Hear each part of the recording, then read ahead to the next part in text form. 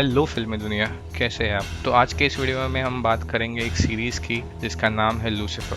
ये कहानी है शैतान की जिसे स्वर्ग से नरक में भेजा गया क्योंकि उसने जुर्रत की ऑलमाइटी गॉड के खिलाफ जाने की। वही कुछ हज़ारों साल बाद वो छुट्टी लेकर फिर से अर्थ पे आया है चिल मारने के लिए। तो उसी की है ये कहानी जिसके बारे में हम और बात करेंगे इंट्रो के बाद। में जब तक सनीमा है लोग जूतियां बनते रहेंगे। समाइल, जिसे लूसीफर के नाम से जाना गया, उसने हेल का राजा बन के वहाँ की भागदौड़ संभाली अनंत काल तक और फाइनली वो पक गया। बोर हो गया यार बंदा। और भाई साहब छुट्टी मनाने के लिए आते हैं सीधा लॉस एंजलिस और 5 साल से वहीं पे अय्याशी कर रहे हैं, मस्त चिल मार रहे हैं। और बाकी सारा स्वर्ग परेशान है क्योंकि हेल से लूसीफर गायब है और एक किंगडम में किंग ना होने का मतलब आप जानते हैं। लूसीफर के डेविल होने के कुछ फ़ायदे भी हैं, जैसे कि उसके चार्म्स चलते हैं लोगों पे, वो लोगों के डिज़ायर्स कबूल करवा सकता है, इंडिस्ट्रक्टिबल है फिजिकल लेवल पर। इसी सारे मौज में एंट्री होती है LAPD की एक डिटेक्टिव की, जिसकी संगत में लूसीफर वल्नरेबल हो जाता है और उसी के साथ मॉर्टल भी बनता है। वहीं से सीरीज पिकअप लेना शुरू होती है और डेविल LAPD ज्वाइन कर लेता है एज ए सिविलियन कंसल्टेंट। जैसे जैसे सीरीज चलती है डेविल के साथ ही हम भी ह्यूमैनिटी की काफ़ी सारे एंगल्स एक्सप्लोर करते हैं।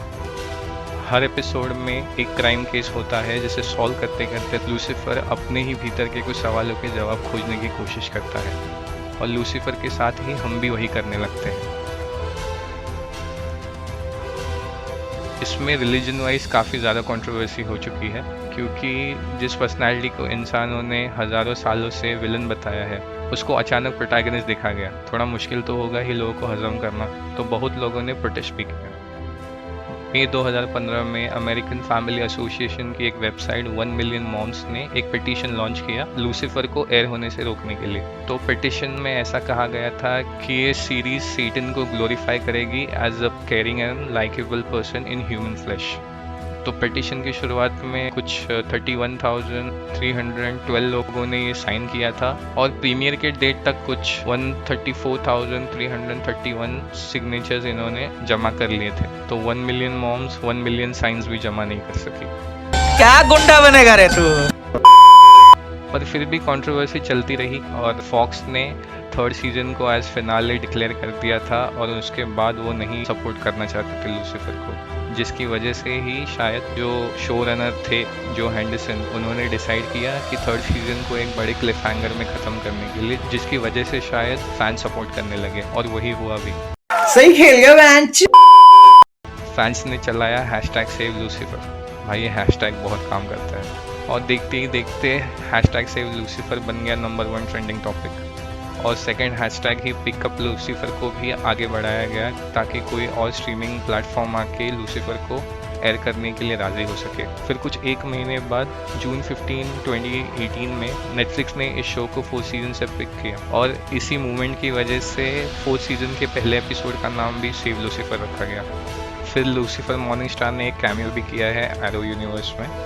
उस कैमियो के हिसाब से लूसीफर बीइंग लूसीफर जानता है मल्टीवर्स के बारे में और उसका कनेक्शन DC के कॉन्स्टेंटीन से भी दिखाया गया है।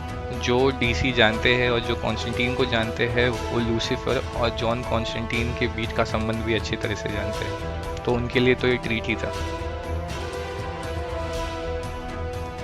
तो मुझे जो बात सबसे अच्छी लगी लूसीफर के बारे में एज अ सीरीज़ कि थ्रू आउट 5 सीजन में हमें देखने मिलता है डिविनिटी और ह्यूमैनिटी के बीच के फासले और समानता, साथ ही साथ लूसीफर की तरफ से एक अलग ही लेवल का डिवाइन पॉइंट ऑफ व्यू दिखाया गया है कि सही और गलत वो नहीं जो इंसान सोचते हैं। अब अगर भगवान है जिसने ये संसार बनाया है, जिसने इंसान को भी बनाया है, उसके हिसाब से सही गलत का डेफिनेशन बहुत अलग होगा और हमारे सोच से ऊपर होगा। और उसी के साथ ही स्वर्ग और नरक का भी कंसेप्ट काफ़ी बढ़िया बताया गया। ज़्यादा एक्सप्लोर तो नहीं किया पर जो भी बताया है काफ़ी मज़ेदार। शो के प्लॉट के साथ ही उसके कैरेक्टर्स भी हमें कई सारे मैसेज देखे जाते हैं, जैसे खुद लूसीफर जो टॉम एलिस प्ले कर रहे हैं, जिसकी वजह से 90% लड़कियाँ इस सीरीज़ को देख रही है और लड़कों के लिए काम बहुत मुश्किल हो गया है क्योंकि उन्होंने अलग ही लेवल का बेंचमार्क क्रिएट कर दिया है। लूसीफर डेविल होने के बाद भी काफ़ी ह्यूमन लेवल पे फ्रस्ट्रेट हो चुके हैं और एक आइडेंटिटी क्राइसिस के दौरान खुद को खोजने की तलाश में निकले हैं। फिर एमेनिडील जो डीबी वुडसाइड प्ले कर रहे हैं हमें भगवान की तरफ से इंसान को देखने के नज़रिया दिखाते हैं। फिर लिंडा मार्टिन जो रेचल हैरिस प्ले कर रही है सबकी काउंसलर दिखाई गई है शो में और ऑलमोस्ट हर कैरेक्टर से कनेक्टेड है और इस सीरीज़ की शायद सबसे इन डेप्थ कैरेक्टर मेरे हिसाब से। फिर Chloe Decker Lauren German play कर रहे हैं, शो की इवेंट टर्नर है जिनकी वजह से बहुत सारी चीज़ें हो रही है शो में और वो बेचारी जानती तक नहीं।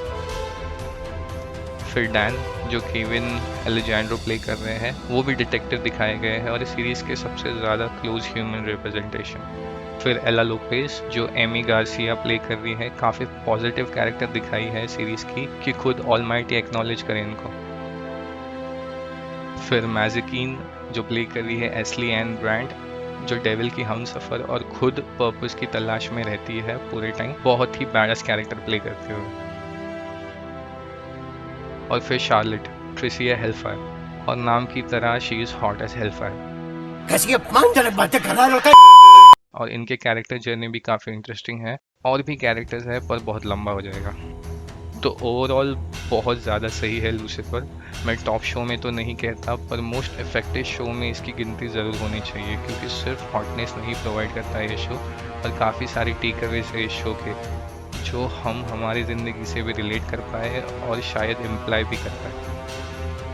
तो इतना कहते हुए लूसीफर के आखिरी सीज़न का हम वेट करेंगे जो कि नेटफ्लिक्स पे एयर होने वाला है सितंबर 10, 2021।